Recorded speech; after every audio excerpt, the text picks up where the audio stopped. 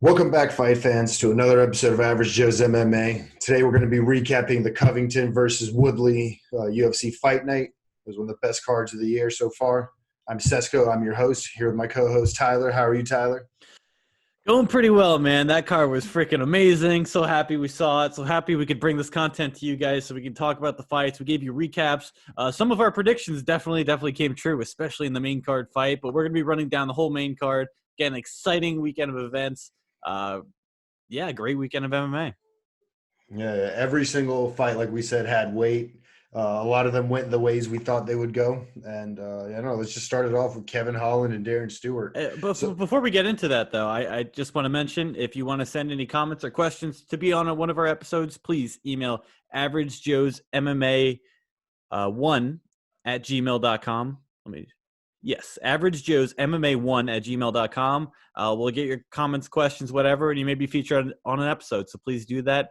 Also, I do want to mention the card being at 8 o'clock Eastern time was pretty awesome. Like, I like when the fight cards end around 11 to 12. I feel like that's just a sweet spot. So I just want to get that in there. Did you feel the same?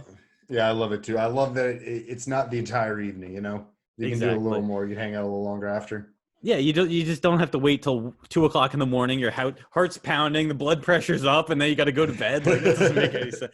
But I get it because like people on the West Coast, I'm sure it's not as convenient. But hey, I'm not on the West Coast, so fuck them, right? They're on fire right now. They ain't got time to be watching this anyway. Literally. Yeah. All right. I agree with you though. I enjoyed the timing, everything of the card. So you want to roll into the first fight? Yep. So the first fight, we had the Kung Fu versus the Taekwondo, so it was just Kevin Holland versus Darren Stewart. Darren the Dentist Stewart. This fight I thought it was okay. I thought neither of the guys really got to showcase what they were about. It was a very competitive fight, though. They kind of neutralized each other on the feet a bit, and they would end up clinching or trying to like hug the other guy, push him up against the fence. Kevin Holland came out with a decision victory, but even he said after the fight, he walked up to Dana White and said, "I didn't win that fight. We got to run it back now." So it was definitely not a decisive win. Both guys definitely fought their hearts out. I wouldn't say it was the most entertaining fight, but it was incredibly competitive. I agree. I think the competitive nature of the fight is what made it so kind of hesitant. You know what I mean? It was power meeting power. Both of these guys were able to knock each other out potentially. And I think they respected each other's skill set a lot. I do agree. I think Darren Stewart kind of showcased being the more rounded fighter that fight. Would you agree with that? Well, I would say he was definitely stronger. Like, I was surprised by how much stronger he was. I feel like he was able to dominate the body work a little bit more. But overall, my opinions of both the guys haven't really changed. I thought they both did exactly what we thought they were going to do. It was a competitive fight. Honestly, don't have much more to say about this one. Yeah, it's you don't see it very often where two guys just clash like that and to kind of, despite the win or the lose, the split decision, they still kind of end up looking the same. So I hope to see more of them. Kevin Holland said he wanted to run it back, and I'm excited to see him back in the ring at any time. But I think both the guys took enough damage to have to take a little bit of time off. Yeah, definitely. I was hoping for a little more kung fu though. That's the only part I was disappointed on. He did like the lean in hammer fist. He just like that's true. Yeah, him. Yeah. So if you didn't catch the fight, it looked like it was like a slap, but it was a closed fist. So it was a standing hammer fist. It just kind of looked kind of funky. That was good. So hopping straight into the next one, Mackenzie Dern versus Randa Marcos. Mackenzie Dern was just so dominant with her jiu-jitsu, so incredibly dominant on the ground. The fight ended early. Fight ended in round 1. 3:44 into the first round. Basically, it went to the ground, and Mackenzie just was in control the entire time. Even though she was in the guard position to start, you could just see she was at a different level than Randa Marcos. And this is actually the first time Randa Marcos has had 2 losses in a row, despite now being 10-10, which is a pretty incredible statistic, Yeah. I agree with you. I think Mackenzie Dern did what everyone expected her to do. I even thought she like missed the first kick and slipped on purpose to do some kind of like weird, fake out takedown thing. Yeah, I think Randa Marcos seemed like her big mistake was the moment she like got on the ground with Mackenzie. Mackenzie's got her pedigree was way too good.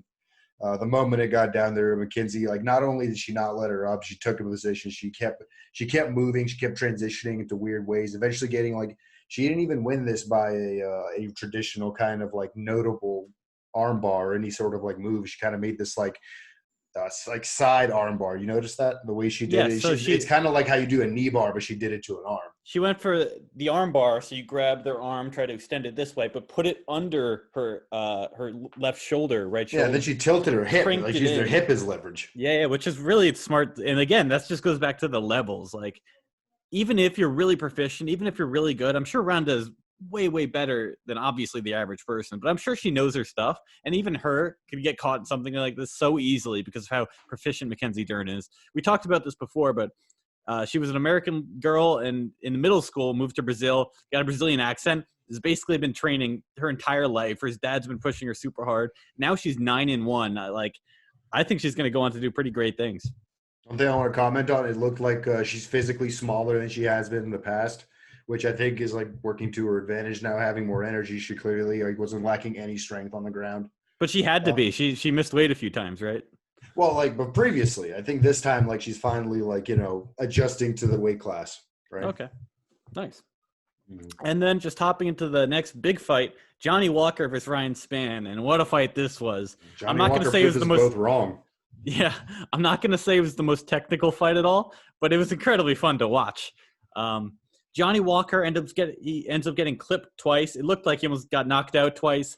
Same thing with Ryan Spann. Eventually, Ryan Spann goes for a takedown, and Johnny Walker elbows his temple and just smashes his face in as he's going for the takedown.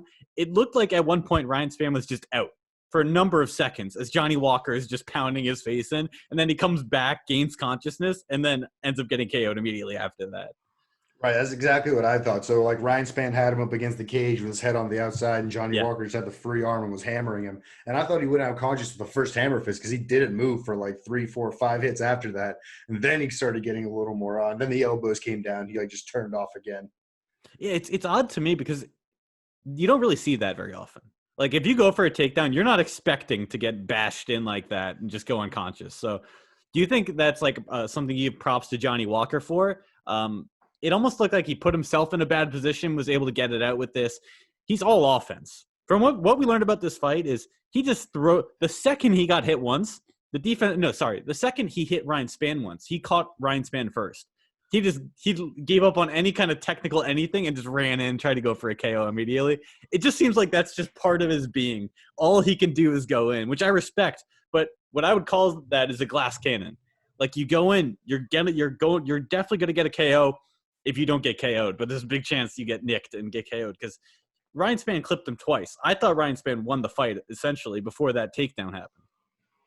Yeah, I agree with you. Johnny Walker is I don't know. He's an entertainment first fighter. It seems that's what overwhelming offense and doing all those crazy things kinds of leans to being. So whether or not he has aspirations to be the champion or not, I imagine if he's fighting people like this at a high level, he'll stick around for a long time. Make a great name for himself.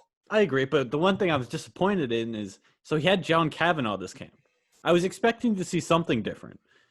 I didn't really I don't know what part of his game specifically I would say changed from going with one camp to the other. This seems to be a very Johnny Walker specific thing. I don't really think it really matters. Not that it doesn't matter who his coach is, but I don't think the coach is the biggest factor in him turning his game around because I see him going against higher level competition and maybe not getting up after he gets almost knocked out twice. If he's putting himself out there too much and taking too many risks, I don't think that's great in the long term. Yeah, John Jones, for instance, would rip him apart. And I understand John Jones was obviously the champion. Johnny Walker ranked number 11 going into this fight. I get that. But if you want to compete at the highest level in the division, you can't be all out all the time. Even if you're entertaining, you have to contain it a little bit. So I hope he continues to develop and learn in that aspect. But this fight was very entertaining, and I was really happy to watch it. Yeah, it was his first fight with the John Kavanaugh camp. One thing I will say I think he improved on, I think he was able to work off of the cage and get off of the cage and negate takedowns and stuff from Ryan Spann. Okay, that's something I didn't think he did very well in the past, and this time he seemed to be able to use the cage to walk up, similar to how Conor McGregor does a very good job of. So I think he is showing a little bit of improvement in certain directions. I think maybe more time and more seasoning will eventually teach him to be maybe a more elusive striker rather than just hammering people and getting hit back. Yeah. But he's fun. He's exciting. He's so fucking strong, he says. He wants to fight again. Yeah. In his interview, he goes, I'm so fucking strong. He's amazing. Yeah. Yeah. So that's an example, by the way. We both predicted Ryan Spann would win this fight, but we wanted Johnny Walker to win this fight. What we wanted ended up being more, more. Yeah, we More gave or him the less that. average Joe seal of approval, which that That's why you carries won. more Let's weight be than our honest, actual yeah. prediction, dude. Let's be honest here. So let's talk about this next fight, which literally left me speechless with my jaw dropped. Oh my god. Hamzat Chimaev against Yeah, Gerald you got it. Meerschaert. So Khamzat, it was his 9th fight in the UFC, or 3rd fight in the UFC, 9th fight professionally.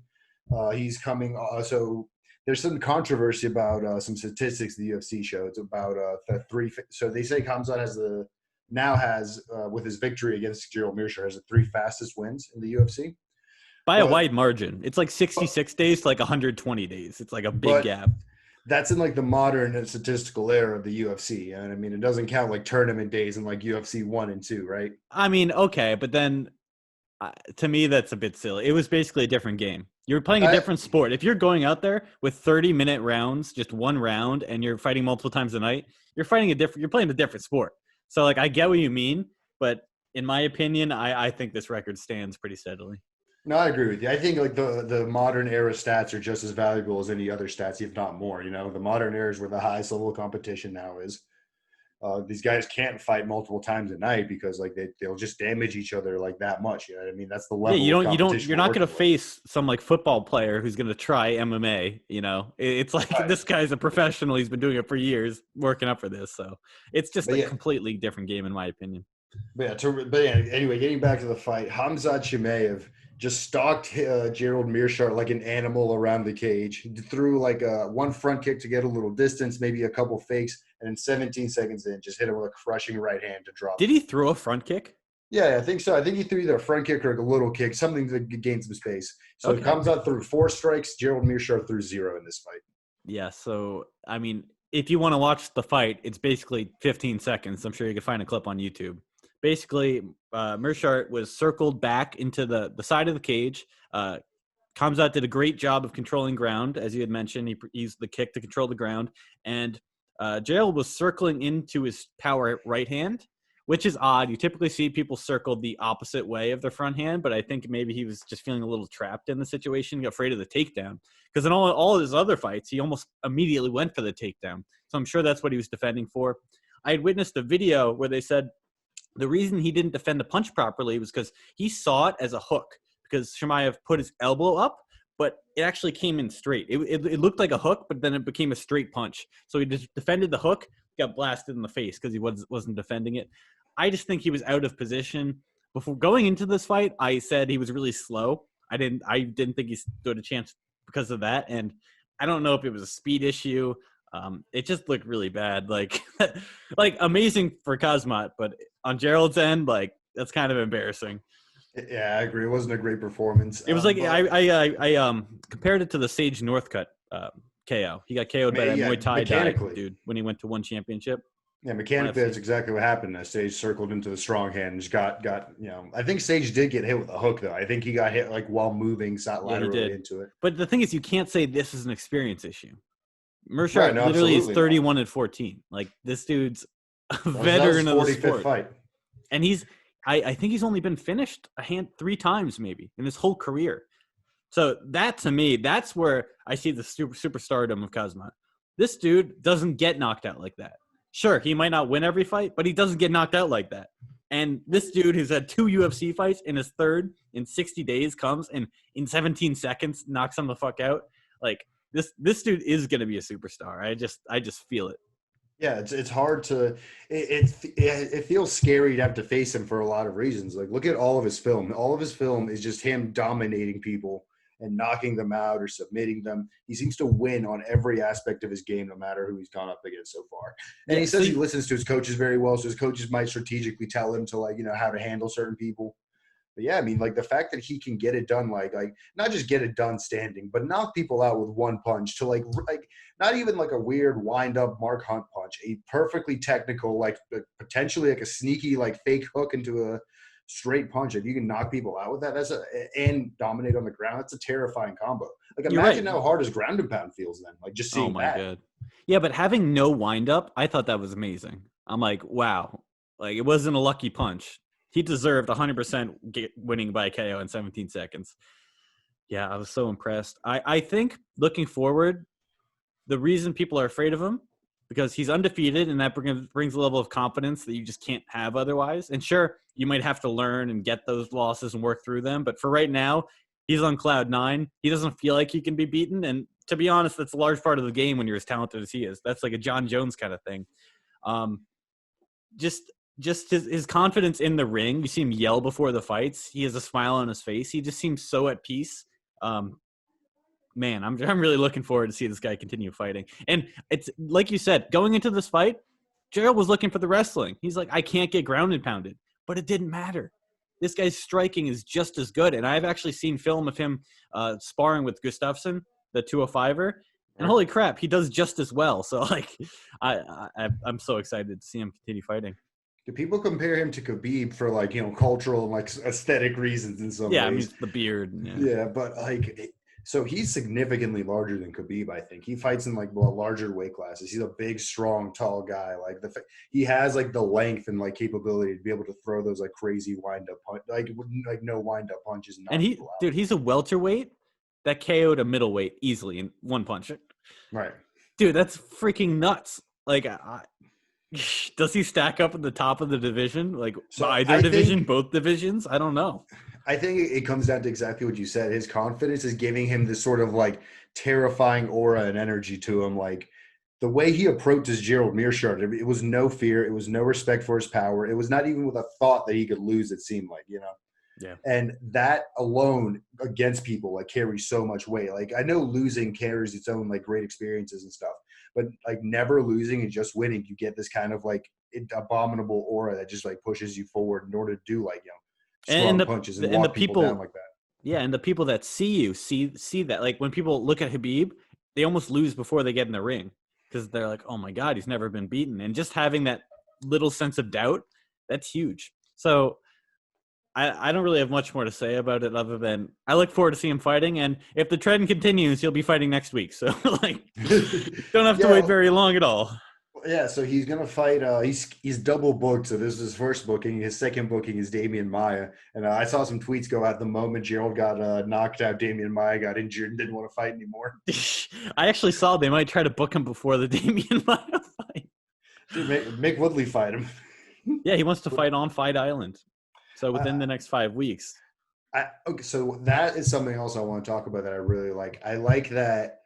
I completely agree that I think the UFC fighters that like they're prize fighters need to hold out for more money if they want that, and need to be able to negotiate. This is a business after all, right? I completely understand that. But I also like have utmost respect and understanding for like not a company man, but just like a competitive lunatic like Hazmat, who just goes, yeah, like whoever's next, it doesn't matter, right? And you saw like Johnny Walker say similar things. Like fighters are using this kind of like wording now, like, yeah, it doesn't matter. Whoever signs the paper like to fight the soonest, that's who I want to fight next. Like the one thing I will say is like that. Yeah, I think when you don't get injured, or if your fight only lasts a few minutes and you don't take any shots, like he basically has for his last 3 fights, why not continue? Why not getting that hype train keep going? Because the more you're in the public's eye, the more of a superstar you become. So I think fighters that get a quick win should be turning around as quick as they possibly can, and he's certainly taking advantage of that. He's only 26 years old. We're going to see him for years to come. Man, I just think he's going to be so dominant. He's making a bunch of money. You know what? I bet Dana White's just like, here's a few $100,000 just because I know you're going to be a superstar. I want you to like flaunt that kind of thing. I feel like they do that. I mean, he's hanging out with Habib's manager, Aziz Ali Abdez, or however you say it. The Ali guy, yeah. I think he's actually managed by him. I don't know if he's just hanging out with him. Yeah, and like when you're that kind of talent with this kind of like energy and like media vision, like everyone wants to be like within your circle and is offering up things and favors and services. Dude, even Adesanya called him out. He called him rat lip because he knows when the storyline comes around, like this dude might end up near the top of the division. He might be fighting this guy eventually.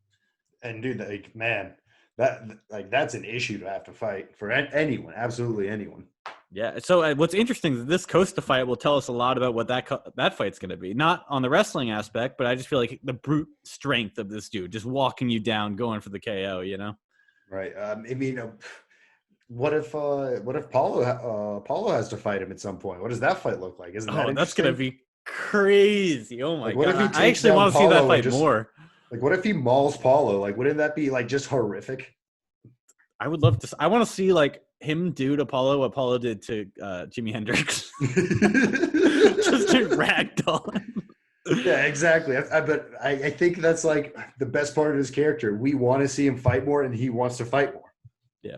I think it's going to go great for him. And I think the UFC encourages this kind of thing a lot now because it makes a lot of sense. Like, you want streaking talent like Paulo Acosta. Like, he doesn't have like a long, like, established career in the UFC, but he's destroying people. So set him up there. You know what I mean? Like, Yeah. make the exciting fights. And I think that's what they're doing a good job And of. Dana White loves him now, but as we all know, he loves them till they ask for money.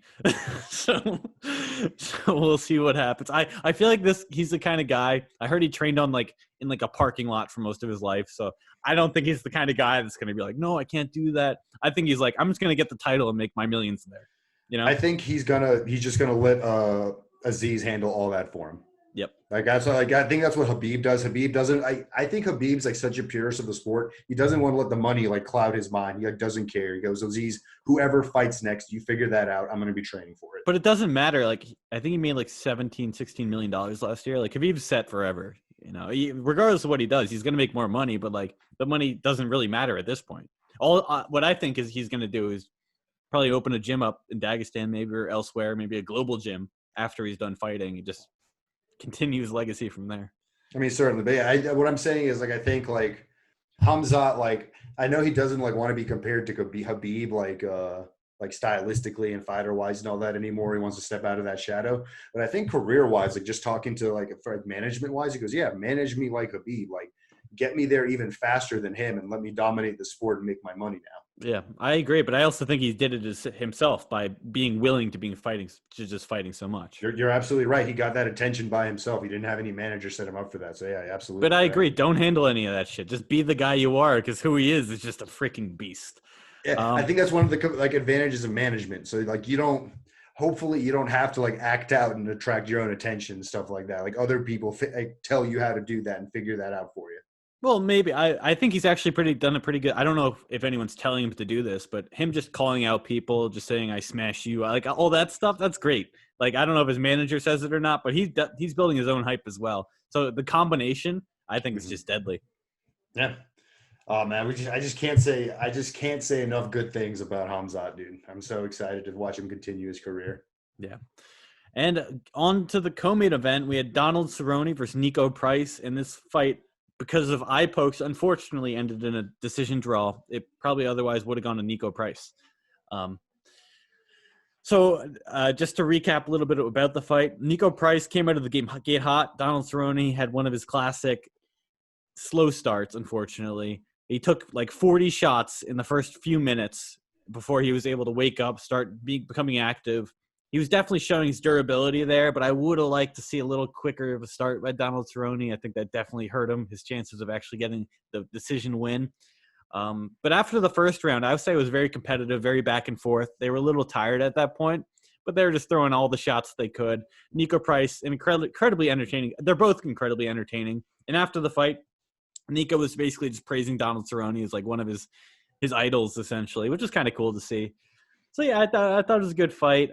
People are now talking about Donald Cerrone possibly retiring after this fight, but I don't think it's fair to say he has to retire after a fight like that. Like, I think it was a competitive fight. Sure, he's not going to be the top of the division.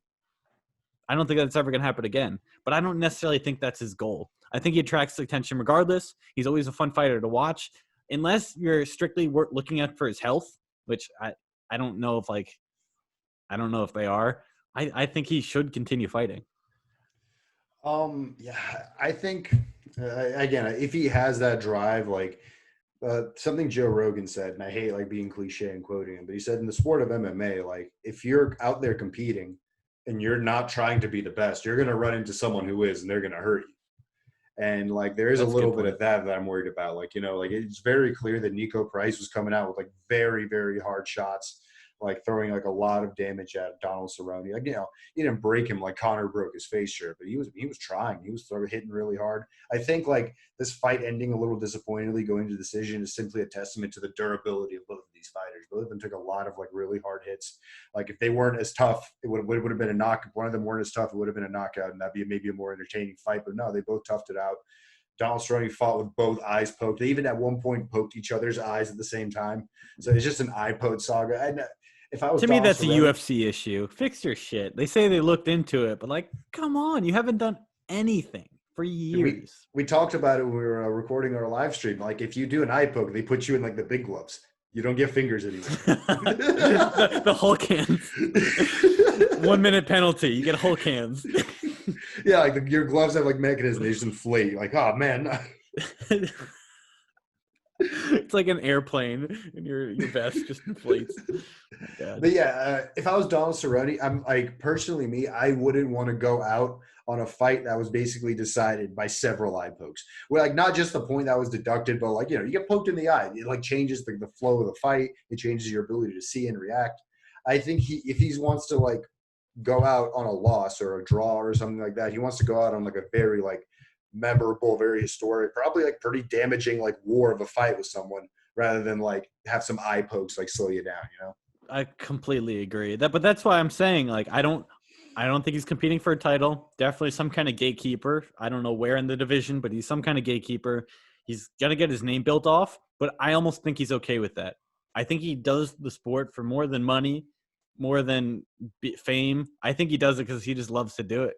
And maybe it's not best for him. I don't think people really know when to quit, especially – I mean, there are certain skills you have that you can use your entire life. And mentally, you feel that way with every skill you have. But when it comes to your body, like everyone ages. Everyone gets older. And eventually, you got to call it quits. I just don't think it's fair to push him out after he's faced high-level competition for his – I know he's lost like 5 in a row before this. But he was facing top competition for every single fight. Like, he's not facing anyone that's like any slouch. I personally would love to see him back in the octagon as long as his mental health is there, which, after fighting 50 plus fights, I don't know, but we'll see.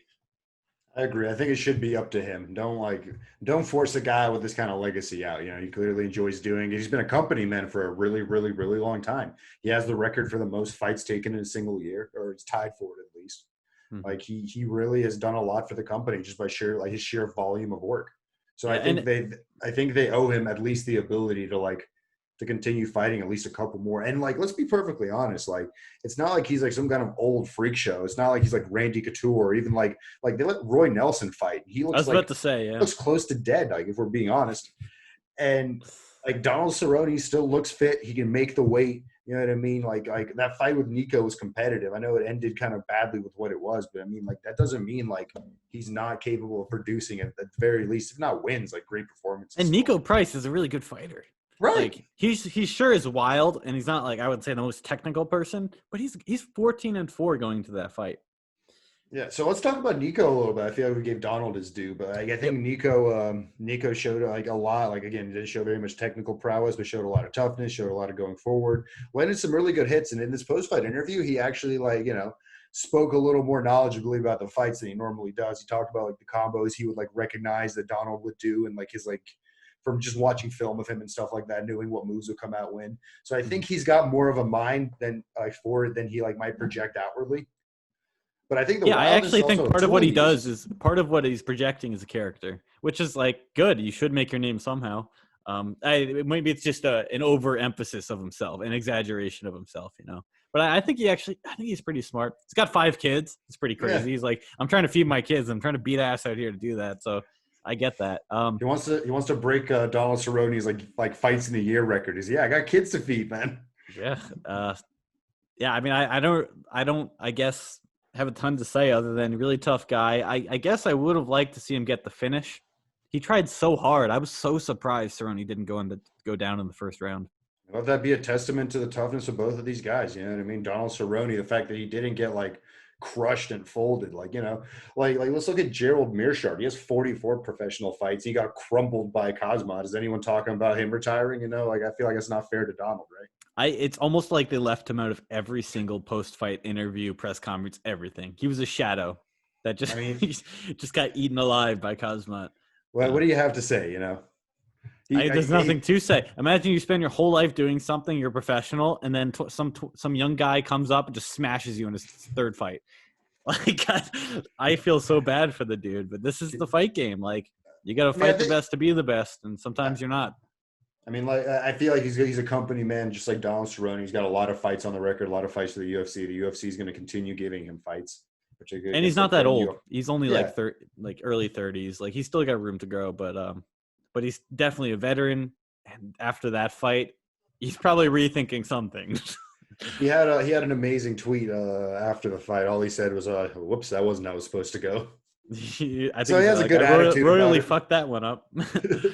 So at least he has a good attitude about it. I think, like, so what can you do, man? It's like losing to Francis Ngannou. Like, is anyone really like mad at themselves for getting smashed? Like, it happens. Like, some people have that. Some people have the magic touch, and like it's going to do it to everyone. Yeah, if you get in the way of greatness, you're going to get smashed. So let's go on to the main event. Not I don't want to say the most entertaining or like high. It was very expected what happened. It was very expected, and it was, to me, even though it was expected, I was still impressed. I think Colby Covington put on an outstanding performance, like dominated 4.5 rounds until the end of the fight. Finished Tyron Woodley that seems nobody else has ever been able to do, and that's an impressive fact on its own. Yeah, so something I have to say is the first round of the fight, Colby actually switched it up. He wasn't as aggressive as he typically is. I think he was actually giving Tyrone some respect early on until he had some time to wrestle him down, wear him down, get him a little tired. So the big punch KO wasn't as much of a threat. But other than that, I thought, like we said before, Usman put the template out of how to beat him, and Colby Covington has basically the same skill set as Usman. So he kind of just had the same game plan. Punch him a little, go for takedowns, chain takedowns, keep the pressure up. He's going to outstrike him. I think he outstriked him like 3-1 or something. Tyron Woodley just wasn't competitive from maybe the second round on. It just looked like he just is not on that level anymore. I actually think he wants to continue fighting. I don't know, man. Like, if people know how to beat you and you haven't shown anything new that will stop what they've been doing, it's just not a great look for a former champion. Yeah, he's lost 14. He's officially lost 14 rounds in a row. The 15th round would be the one he like lost the fight to in Kobe. Technically didn't lose that round because it was a finish, I think, is how it gets judged. Yeah, I mean, he's really like against elite level talent. He hasn't been showing it. Like, if this isn't a call sign, if he wants to fight one more, I really hope he either match himself up against someone who's going to stand there and bang with him, someone who has like, same kind of style. He seems to be able to put on that kind of fight. But like, other than that, like, you have to win. You have to win. You have to resoundingly win if you want to like expect to have any like semblance, any like relevance at the top of this division anymore. But how does he win? The only thing I could ever see him do is a little stutter step, fake right hand over the top, and he went for it in the fight. But that's the only thing I've ever seen him be like dangerous on, like at least in the past few years. But I know I'm shitting on him a little bit, but I do want to give praise to Colby Covington. Continued to do exactly what he said he was going to do, regardless of his whole shtick. The president called him in his post-fight interview, and he actually had it on speakerphone. We got to hear that. Like, that's freaking incredible. You mentioned it, but like, if your shtick is good enough to have the president believing it and on your side, like, what else could you hope for in a promotion game? That's incredible. Yeah, right. He's got the cult of personality on his side. He's got like the leader of the free world calling him after fights while he's dressed in a cheap suit with no shirt underneath and a MAGA hat on. Like, it's amazing. Like, he called out LeBron James. Yeah, he called Tyron Woodley a domestic terrorist again in the interview at some point. But yeah, I mean, the weird shtick at the end, like, aside, Colby Covington is like well establishing himself as one of the best athletes in the UFC. Like, his loss against Kamaru Usman is like a very, very questionable tarnish on like his career. But it's not even a tarnish. Like, we talked about this. He was basically winning up to the 5th round. He got caught in the 5th round, but him and Usman are like within 0.1% of each other skill wise. I would love to see the rematch, to be honest. I think that was an amazing fight. I think in the rematch you might actually see some kind of wrestling too. And then to Colby's point, like, I've seen replays of like the strike that the so-called nut shot on Kamaru Usman that hit him right on the belly and he like faked it off. And hey, I mean, that's like salty gamesmanship. Like, it is what it is. I understand it's a sport. I think it's not Usman's fault. It's not Usman's fault, but you take advantage of the situations. That's just what you do as a sportsman, right? Yeah, and I mean, yeah, exactly. It's not your responsibility to keep the fight fair. That's somebody else's job. Like Yep. your responsibility is to compete. I think something Colby should do, and there seems to be a lot of like chatter around this right now, is he should become like the sports voice for instant replay use. I think he should like use this cult of personality MAGA stuff. Say like use facial recognition software in the match to figure out like who got kicked in the dick and who didn't. You lost me a little bit. What do you mean? So like you remember the replay stuff, right? Like there's been a lot like the Ed Herman. Using instant replays. Using instant replay, right? I think Colby should become like the voice of pushing that, because like arguably he did like become at a disadvantage of his fight because the ref got a call wrong, right? No, I completely get what you mean. Yeah. Yeah, and I think he has enough like weight in the sport right now, enough attention to maybe like try to push that forward. I really don't think it's like a large ass. Like technically it's so super easy. You know what I mean? If they can build like a luxury hotel next to the UFC Apex, they can get some iPads for the refs to look at replays on. So Dana White actually said in a post-fight press conference he would be totally open to it. I don't know if the UFC decides it.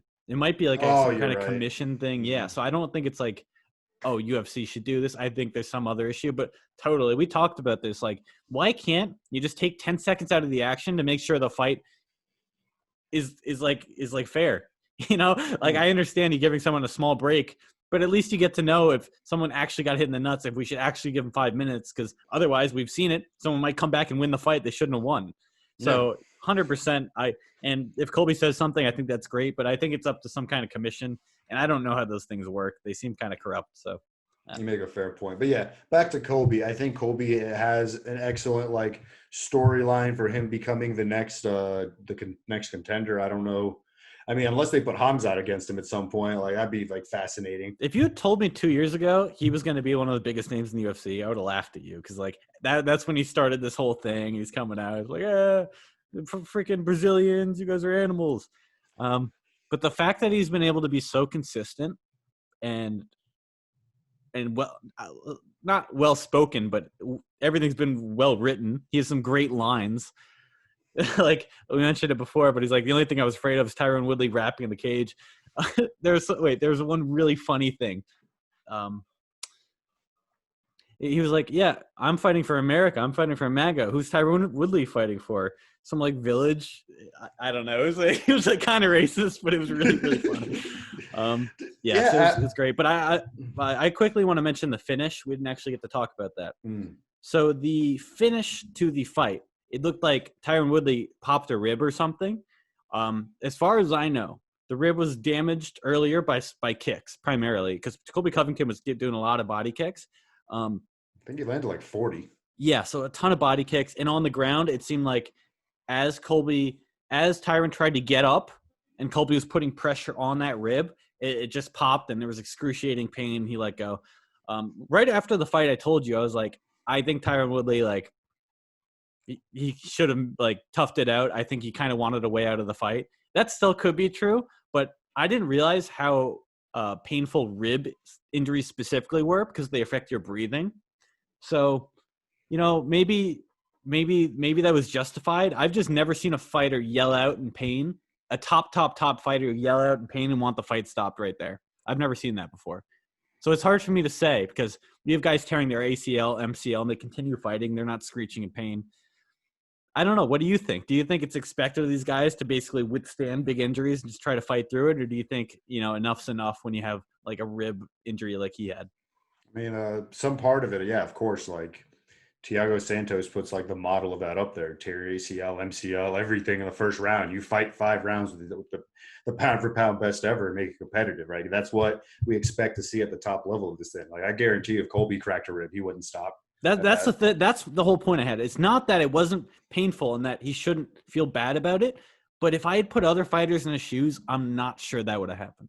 But let's keep in mind, like, again, like, what's your mental state when you're down 4 rounds, getting beaten into the 5th, and totally. Like I don't want to say it's one or the other, but some combination of the two. Like I can't imagine like again, like flip the script. If Tyron was winning that fight the way Colby was, I imagine like breaking a rib. Like, yeah, whatever, we're gonna tough this out and we're gonna get this like win at the end. I just don't think he had like again, he didn't have his maximum potential of will that he would normally have. He was certainly diminished by like whatever was going on in the fight. Yeah, but that tells me like I'm biased for all those Average Joe's fans. I'm totally biased. I don't like the way he fights. I don't think it's very entertaining. He won a few championships. I think that's great, but I never thought he was very entertaining. He's on a 3-fight skid now. Who does he face? Because he's completely out of title contention. So like, is he just fighting to fight at this point? He was a 3-4 time champion, you know?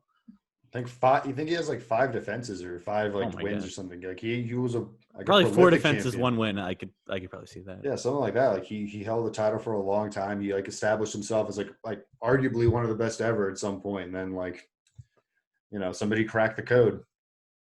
I don't know. I really don't know. Like I hope he takes some time off. Like he said, he doesn't want to take like a long time off. He doesn't want to change his fighting style. He doesn't want to change his coaching staff. Like he made it like he put out this big post. They said that like he wants to continue going forward with what he's doing. But dude, if what you're doing is not working, don't keep doing it. That's all I have to say to that. At the very least, you could switch your coaches. I understand muscle memory is a thing, and he's getting up there in age, but you got to do something new. People have figured out what you've done historically. You got to do something new. Well, the thing is, like the way I look at it, it goes, he was a All-American wrestler, just like Colby. I don't know if Kamaru was an All-American wrestler, but he had like wrestling accolades as well in college and NCAA. I think he was Division One. Right. Usman was.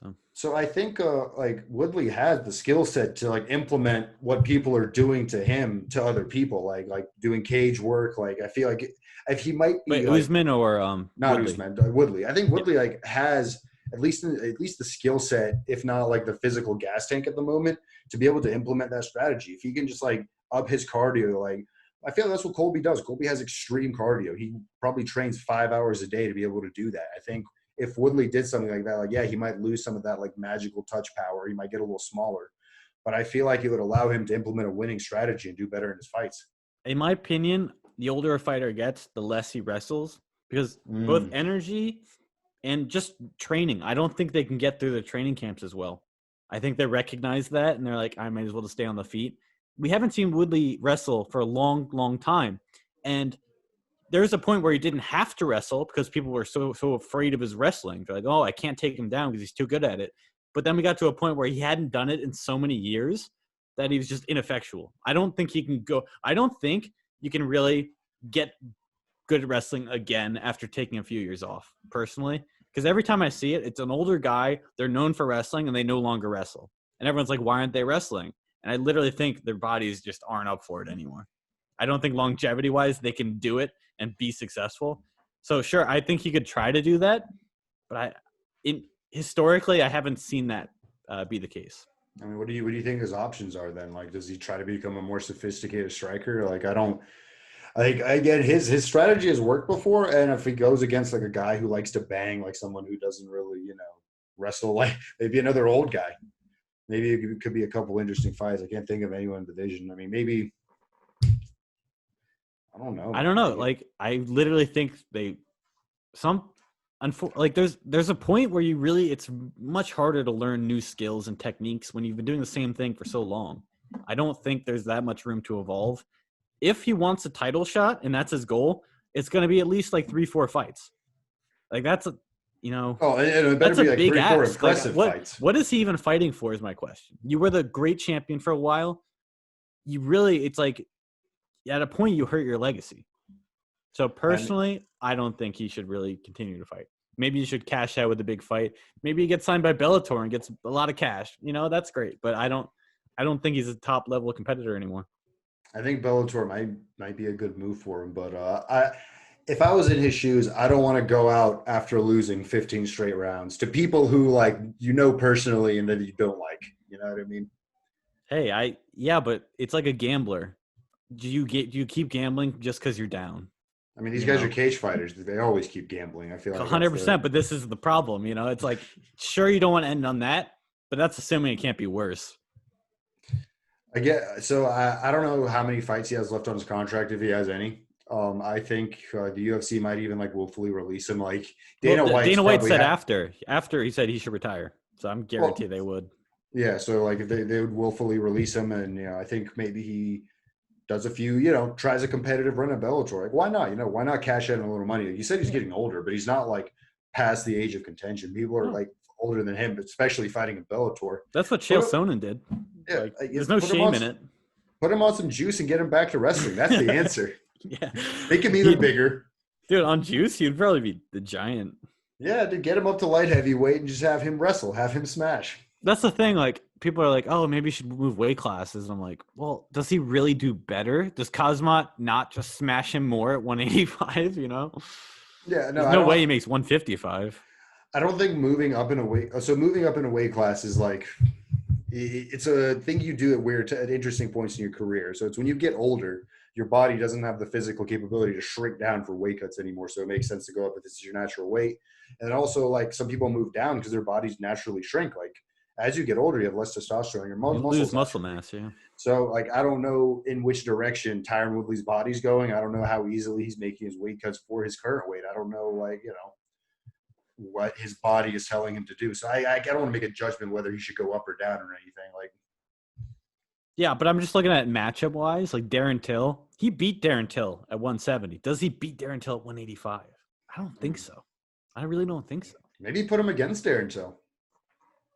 That's not, I think Darren Till will be up for it. That's an interesting matchup. I'm not sure if the UFC's up for it. I really think Dana White hates Tyron Woodley because he's not the most entertaining fighter. I think he really is trying to push him out. Oh, yeah, no, and I think he'd love to see him get smashed again. Yeah, that's fair. Dana has made it his point. He's not a nice guy. He likes to see people get hurt sometimes. Yeah, especially if he doesn't like them. Yeah. So, and if Dana White's going to do what a good businessman's going to do. If Tyron Woodley wants to continue fighting, he's going to let some streaking star make his name off of him. Kazmat. Yeah. Dude, that could be his next fight. It could be, and that's a terrifying prospect for him. That's terrifying. He'll, I don't know if he gets beat in the striking department, but he certainly gets out-wrestled and grounded-mounted. Oh, yeah, dude. He's going to get smashed. What else is there? Mega shmish. I'm just going to put the beard, in his eyes and just not let him see. Just rub that chin on him. Taste it, now feel it. Yeah, exactly. Let some streaking star make his name off of him. I don't see Dana White being talked into letting Tyron Woodley do any move to advance his career. He goes, you're gonna have to beat someone really low ranked or unranked that's streaking or something. All right, and with that, let's throw it back. Let's give him some credit though. Who did he lose to? He lost to Kamaru Usman, Woodley. Who else did he lose to? Gilbert Burns. Gilbert Burns. 2. He literally lost to all the contenders, champions of the division. So with everything I said, he's still a good fighter. I could see him mixing around in the top 10. My whole point was, if you've been a champion for a while, do you want to be in the mix? Do you want to be a top 10 guy? Is it even worth it for you? Maybe it's worth it money-wise. Maybe you don't have anything else to do, and this is just what you are. Maybe you just love it too much and can't give it up.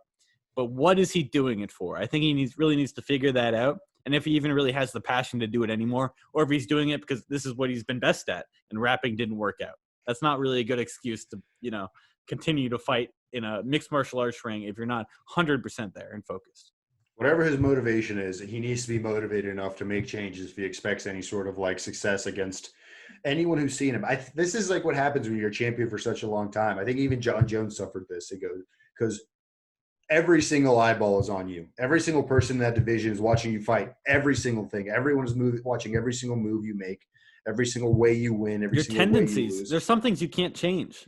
You'll just have some kind of Robert Whittaker. He his back leg. He'll kick it up to his left leg to wipe sweat off it. But that's a muscle memory thing he doesn't think about, but he does. And you could get the same thing off any fighter. So if there's enough volume of film, they're going to be able to work out what you're doing and find some counters. Also, so I had a coach at college tell me this, and it was a very smart move. So, don't have your Paris Hilton moment. So don't let them see you get exposed on film as best as you can. So, one of the things that makes Khamzat so invincible is because he hasn't been exposed. No one's seen, any weakness in the formula. No one's seen what makes the crack. The moment Kamaru Usman did what he did for 5 rounds to Tyron Woodley, everyone saw it. Everyone saw it on film. Everyone knows what you're going to do, how you're going to react to these certain moves.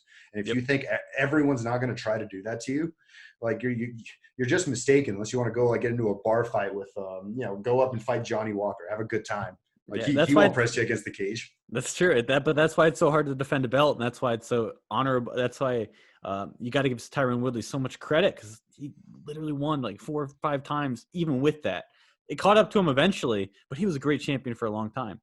And even though he was a great champion, the fall still hurts just as bad. You know, Yeah, it's truly. like, Even if he didn't win those fights based on technical prowess or strategy or whatever, even if he like physically just freaked out, like out muscled and out like fast twitched his opponents, that's still impressive to get to the top with that. And he does deserve credit for it, at very least his physical prowess in the sport.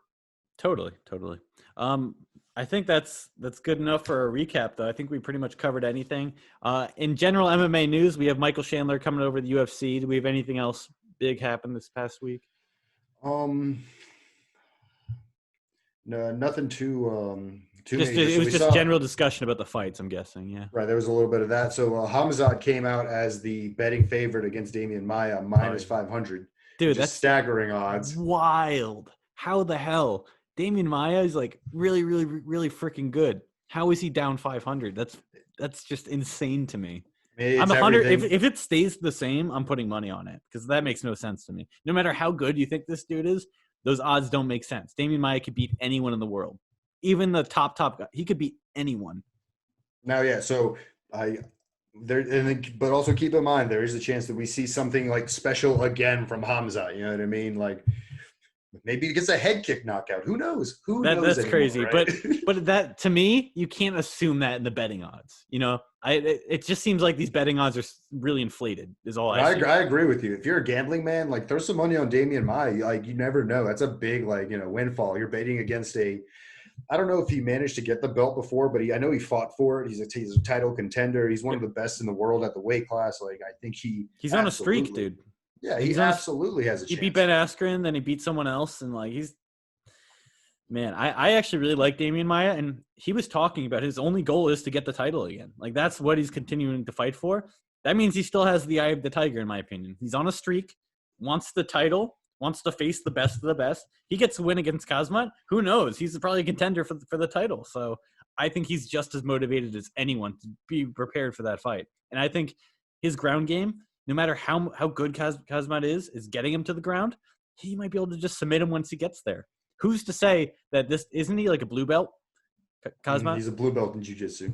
That's the thing. Like I know that you might go, oh, but he's still a great fighter. But like Damian Maia is like a whatever straight black belt.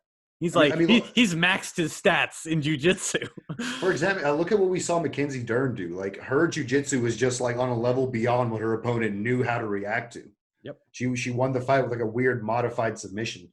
Damian Maia has like the ability to do that too. So if he doesn't get smashed in the first round, or who knows how much damage he can take from that initial Hamzat burst. I haven't seen anyone in the UFC overcome his like initial burst of energy at all. Maybe if he gets over that, if Hamzat does the same thing again, holy shit, that dude's a legend. So that fight's gonna be amazing. Get Conor McGregor on the phone if he wins. Like make it interesting. Conor McGregor wouldn't do that. Conor McGregor is way too afraid to do. That's such a loss for him. Because there's a big chance he loses that, and that's just all the hype from Conor to this other dude.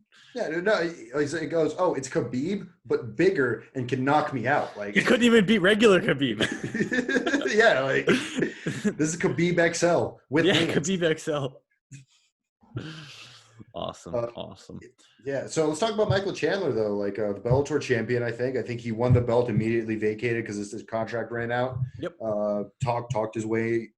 Let's not say talk. He probably negotiated his way into this position with Dana White. I feel like he used his stellar Bellator background. He won a lot of fights. He streaked very hard. He beat people on the ground and standing up, I believe. So he's a very well-rounded fighter. I'm very excited. I'm glad that they put the Michael Chandler right to the top potentially, because I want to see how does Bellator stack up. We watch Bellator fights. They look very impressive to us. These fighters are certainly capable. You know what I mean? I know some UFC fighters go there in the later days of their career to make a little bit of money, but they're still going against you have Fedor's school of MMA from Russia, who has the light heavyweight champion Vadim Nemkov. You have a lot of very interesting, talented people fighting there. So I'm interested to see them stack up. I think there's some 4D chess going on with the UFC. They're like, all right, we're going to shut Bellator up by going, hey, bring over your best. Let's put them against our best. Watch them get smashed away. And then, then there's not much for Bellator to. So I think the UFC's I guess it's a win-win for them. Because let's say he does win and becomes a star.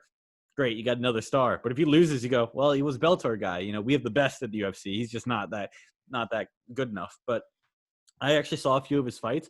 He's incredibly quick. He's fast. He's precise, technical. He's a great fighter. I didn't really know much about him beforehand, but now that he's in the UFC and going back to watch his film, he's incredibly impressive. I don't know if he beats Khabib, but he's right up there. He's Dustin Poirier level. Like that's what I see, speed and technicality wise. He's right up there.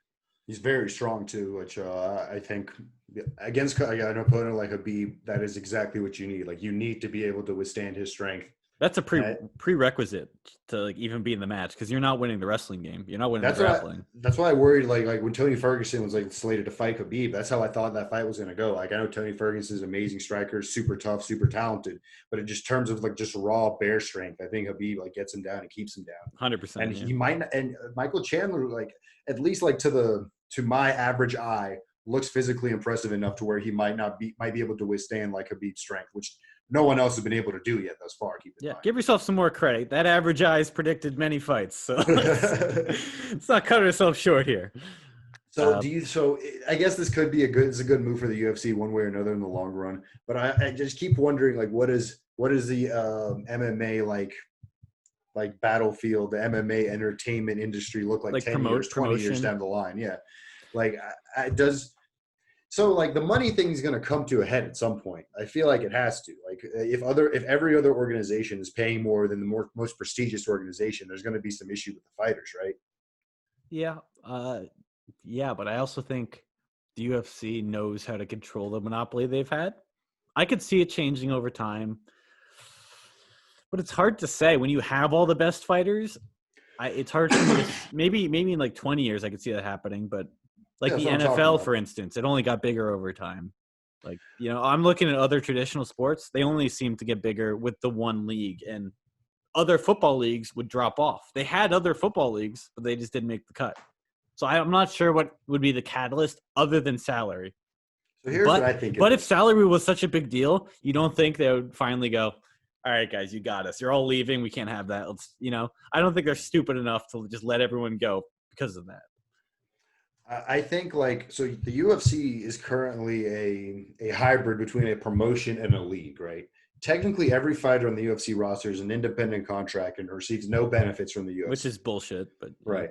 Then the UFC also took away their right to do advertisement and sponsoring during their fights. Now, they only wear the Reebok uniforms, no flags, no T-shirts, nothing extra. I don't even think they're allowed to bring like a hat that's not UFC. They have to give them something. It's right. Insane. So – and then they're also like a promotion in which they negotiate with some fighters, some make money, some don't, you know what I mean? So they're like a hybrid of a league which has standardized uniforms like the NFL does, but they're also a promotion in that they have this massive sliding pay scale of like, you know, like let's be honest, a pittance at some point. Like if you're getting like $2-3 grand a fight versus like Conor McGregor bringing in millions, you know what I mean? That's a massive, large scale.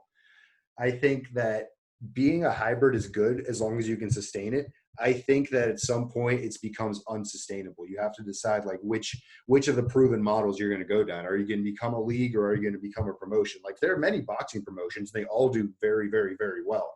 And so what I'm worried is that like other companies like Bellator or even one FC, they're going to go down the traditional routes and they're going to be able to get like more like worldwide attention and stuff like that just by being a promotion and by using fighters' names. You know what I mean? By being a promotion or a league? By a promotion. Like, so let's say the best in the UFC is going to go like, one FC will approach him and like, hey, do you want to prove you're best in the world? Like we have this Chinese guy who's been killing everyone, you know, like fight for us this one time. We'll give you $10 million. You know what I mean? Like promotions can give insane amounts of money generally because they don't care about a uniform. They don't care about how you get there. That's not important to them. They don't even drug test you properly. There's like, commissions that do that. That's true. But also the reason the UFC's pay scale kind of works is the people, even on the lower end of the spectrum, they're getting paid more than the boxing people would be paid compared to like the top boxing names. The differential in boxing seems to be way greater than in UFC.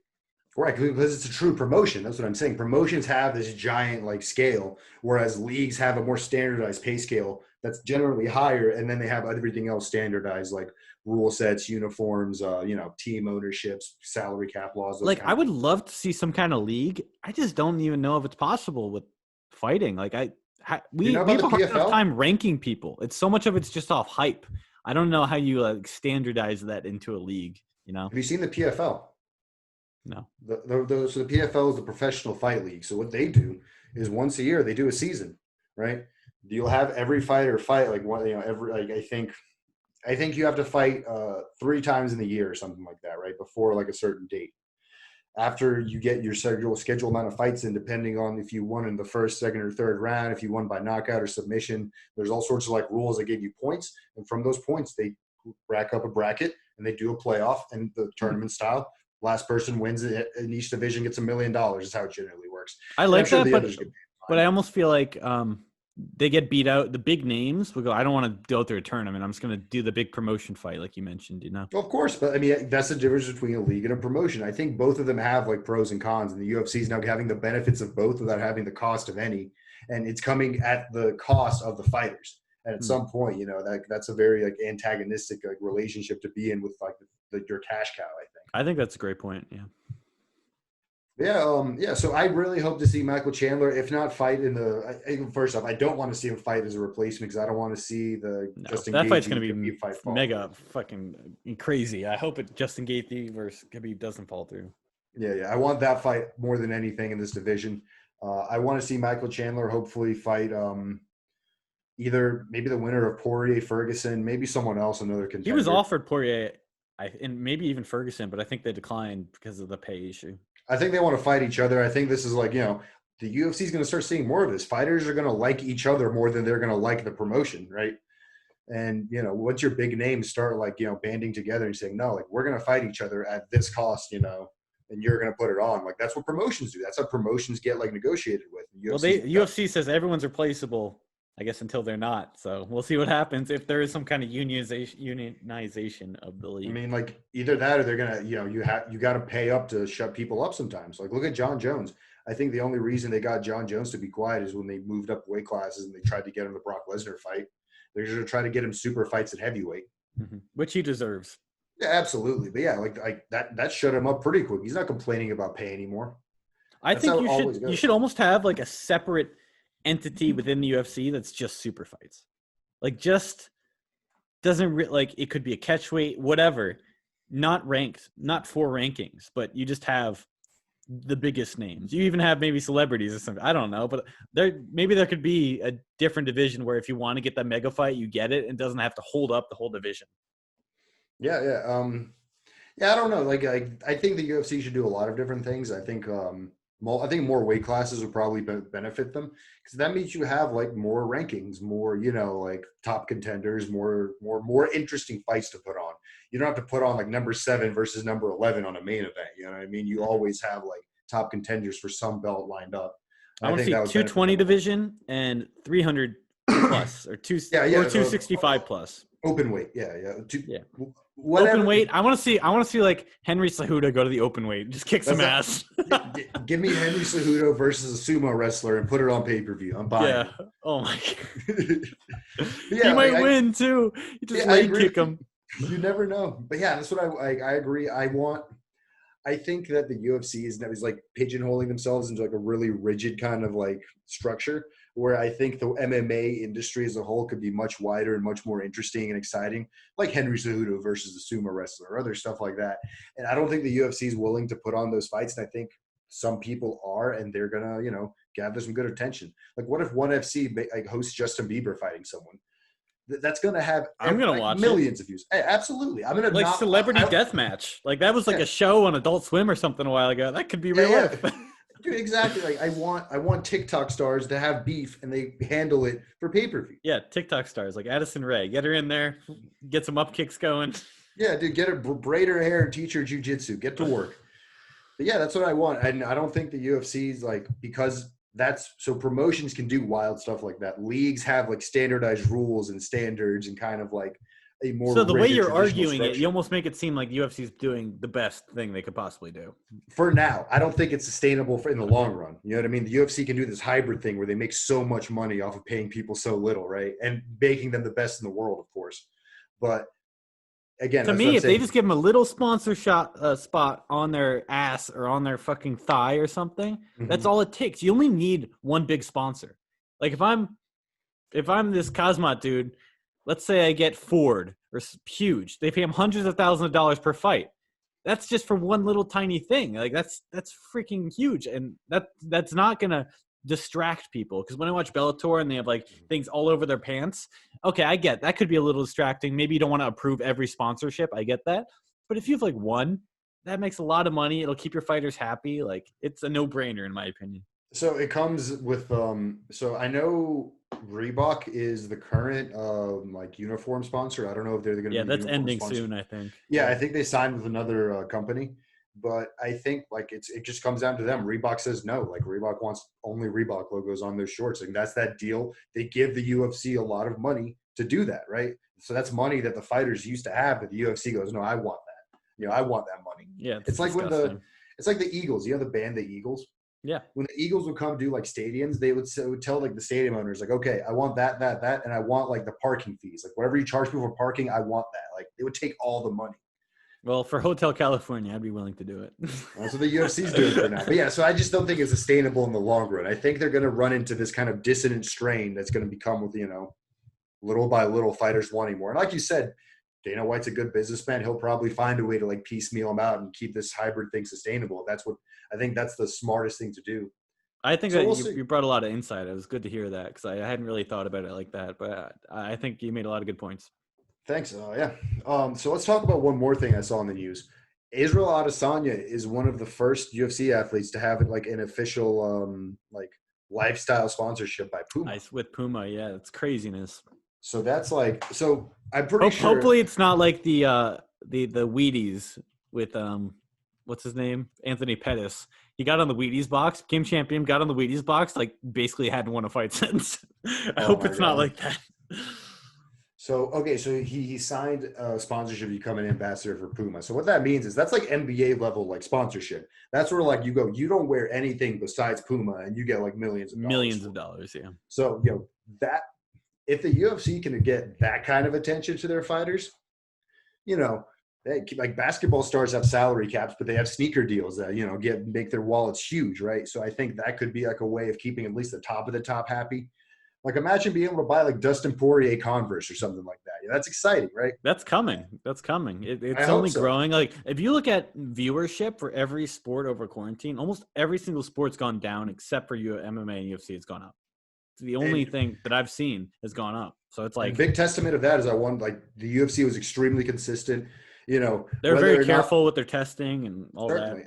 They, you know, they got back really, really fast in the pandemic. You know, I know people were judging the decision one way or another way back then, whether it was wise or not to continue, but I think they showed that they did it in a very smart way, except from the occasional hiccup. Apparently, DC had COVID going into there, so he probably spit in. But he had it like a few weeks before or something. I don't know. So yeah, right there on the borderline of whether it was okay or not. But anyway, like the UFC, people aren't really dying, as far as I know, from these events specifically. I feel like we would have seen some kind of connection if like a lot of people were dying because of the UFC events. Like a testament to how seriously the UFC is taking it. Like, think about how many main events we've had fall through in the last couple of months, right? The UFC is willing to like say, like, okay, yeah, like, sorry, you have the thing, like, we cannot allow you to fight, even though you're Glover Teixeira versus Santos in the main event twice. You know what I mean? But then also think about how many great fights we've had. Like, yeah, truly. Imagine if this summer we didn't have anything. Yeah, this show probably wouldn't exist. You're absolutely right. But I think that's also why it has more viewership. It just consistently stayed there. It was there for people when nothing else was. Yeah, it's an excellent point. I think that wraps it up for me. Are you all set on this week? Yeah, I'm good, man. It was a great week of fighting. Great like interesting news.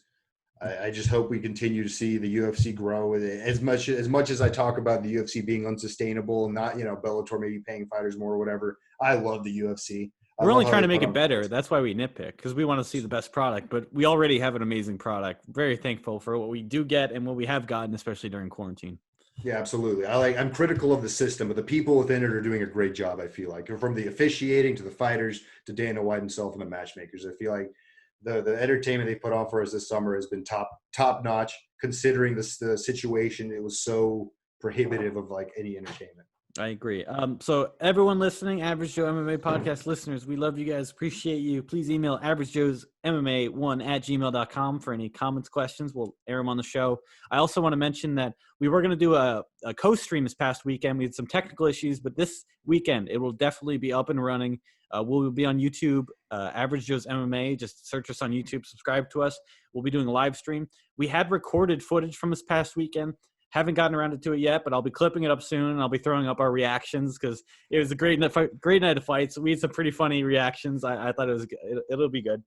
But also stay tuned. Later in the week, we're going to be doing a preview show of the next UFC event versus Costa and Adesanya, which, I mean, any fight fan would just be begging for. I mean, this is just going to be a crazy, crazy fight.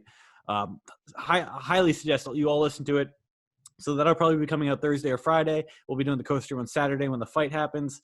Again, thank you all for listening. We really appreciate it. If you have any comments, questions, let us know. We'll be happy to engage with you guys. But any closing thoughts, Cisco? Thank you for listening to us at this point, everyone. Yeah, we know we're still growing, but honestly, it doesn't really matter how many people listen. I love doing this. I love talking about it. I love engaging with you guys. We really, really appreciate all the support. Yeah, for whoever's listening out there, we're trying to get better and better at doing this for you. So yeah, thank you for sticking with us. All right. Well, later. Thank you. Bye, everyone.